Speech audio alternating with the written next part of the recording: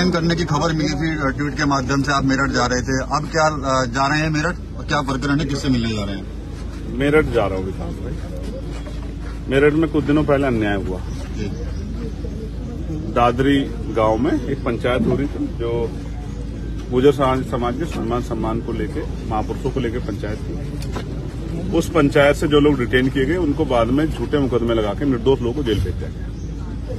आज पूरा गुर्जर समाज देख रहा है कि उनके बच्चे बंद हैं जेल में, उन पर लगातार झूठे मुकदमे लगाए जा रहे हैं। ये भी मुझे पता लगा कि उन्होंने वहां भूख हड़ताल अनशन शुरू कर दिया है। हमारी पार्टी के राष्ट्रीय महासचिव भाई रविंद्र कुमार भाटी जी भी उस आंदोलन में आए थे। हमारी पार्टी को कमजोर करने के लिए और हमें डराने के लिए हमारे राष्ट्रीय महासचिव साहब को भी जेल में बंद किया। बात रविंद्र भाटी जी की तो है ही, लेकिन उनके साथ जो निर्दोष गुर्जर समाज के लोग बंद हैं, जिसमें सहारनपुर के लोग भी, आपकी जानकारी के लिए मुजफ्फरनगर के लोग भी, तो सब जगह से लोगों में बेचैनी, लोगों में गुस्सा है और उनका कहना है कि हम सबकी तरफ देख रहे हैं, लेकिन हमें आपके ऊपर भरोसा है कि आप ही इस अन्याय को रोकने में हमारी मदद करें। तो आज उन परिवारों से मिलने जा रहा हूं, उन भाइयों से जो जेल बंद हैं। और सलावा में जिस तरह से आपने और मैंने देखा कि रात को विवाद होता है, सुबह बुलडोजर आके 50-50 साल पुराने मकानों को जमींदर्ज कर देता है, ये बात इस बात का प्रमाण है कि उत्तर प्रदेश में कानून व्यवस्था दम तोड़ चुकी है। और एक कहावत है ना, जिसकी लाठी उसकी भैंस, यही चल रहा है। इस अन्याय को रोकना पड़ेगा और रोकने के लिए जन आंदोलन की जरूरत है। सड़कों को लोगों से पाटने की जरूरत है, आंदोलन की जरूरत है, जो सरकार को ये पता लग जाए कि अन्याय लोग स्वीकार नहीं करें। इसलिए उन परिवारों से मिलने के लिए जाऊंगा और जाकर उनके दुख को सुनूंगा और लोकसभा में, सड़क पे, चाहे बड़े से बड़ा आंदोलन करना पड़े निर्दोष लोगों को छुड़ाने के लिए, उनके झूठे मुकदमे वापस लेने के लिए, तो उसके लिए भी प्रयास है। आजम खान साहब से मिलने कब जाएंगे?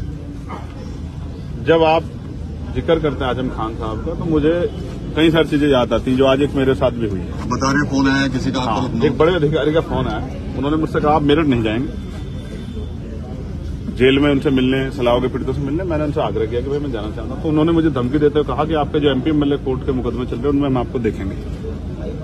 मैंने उनसे कहा कि प्रिय भाई, मैं मानता हूं आप बहुत बड़े अधिकारी हैं,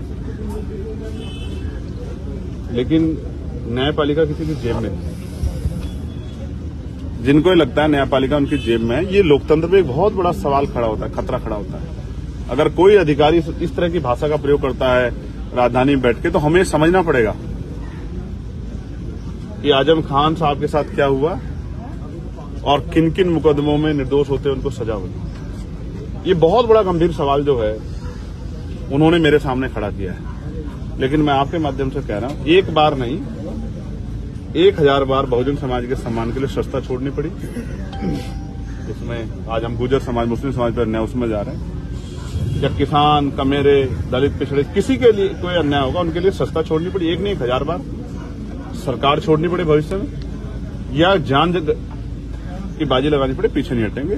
ये मेरा उन अधिकारी महोदय को आग्रह है। मैं संवैधानिक आदमी और मैंने उनसे भी ये भी कहा कि श्रीमान, मेरे भाई, सरकार बदलेगी, लोगों के हालात बदलेंगे, आप भी हैं, हम भी हैं।